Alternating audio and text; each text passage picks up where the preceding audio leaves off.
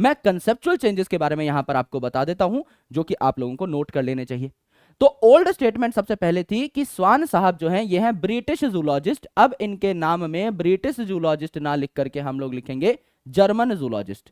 यानी जो आपके स्क्लेडन साहब हैं वो जर्मन बॉटनिस्ट हैं, और आपके स्वान साहब जो हैं ये जर्मन जूलॉजिस्ट हैं। दोनों ही अब जर्मनी के हो गए हैं, ऐसा नई एनसीईआरटी कहती है। तो इसी हिसाब से अब क्वेश्चंस हम लोगों को मार्क करने होंगे। रेस्पिरेशन इन प्लांट्स चैप्टर को अगर आप देखें तो यहां पर एनसीईआरटी के टेक्स्ट में तो लिखा हुआ है कि 4 प्रोटॉन्स जो हैं वो एक एटीपी बनाते हैं, लेकिन डायग्राम में 2 प्रोटॉन्स ही लिखे हुए थे, यहां पर 2 प्रोटॉन्स लिखे हुए थे। तो इस इंफॉर्मेशन को सही कर दिया गया है और 4 प्रोटॉन कर दिया गया है इन द डायग्राम ऑल्सो। ये आपकी सेकंड इंफॉर्मेशन है।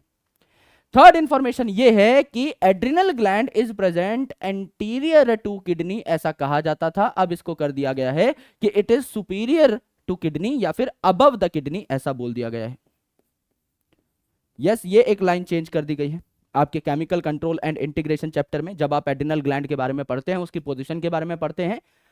ओल्ड स्टेटमेंट है यहाँ पे, हायोइड बोन को पार्ट ऑफ स्कल कहा गया है लोकोमोशन एंड मूवमेंट चैप्टर में, लेकिन it is not a part of skull, है ना, अलग से एक यू शेप्ड बोन है। तो ये वाली स्टेटमेंट आपकी करेक्ट हो जाएगी, नई स्टेटमेंट आपकी चेंज हो जाएगी, जो कि आपको अपने किताब में सही कर लेनी है। तो 3-4 ही चीजें हैं, आप चाहे तो अपनी एग्जिस्टिंग एनसीईआरटी में भी चेंज कर सकते हैं।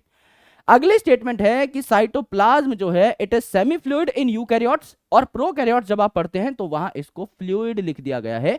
एक्चुअल में it is semi fluid in both the cases. तो मेरे दोस्त सेमी फ्लूइड ही आपको मार्क करना है, दोनों जगह पर सेमी फ्लूइड ही आएगा।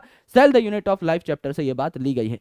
रिप्रोडक्शन की अगर आप बात करें ह्यूमंस में, तो यहां पर ओवम लिख दिया गया है, बट ओवम की जगह सेकेंडरी oocyte आना चाहिए, तो ये चीज करेक्ट कर दी गई है।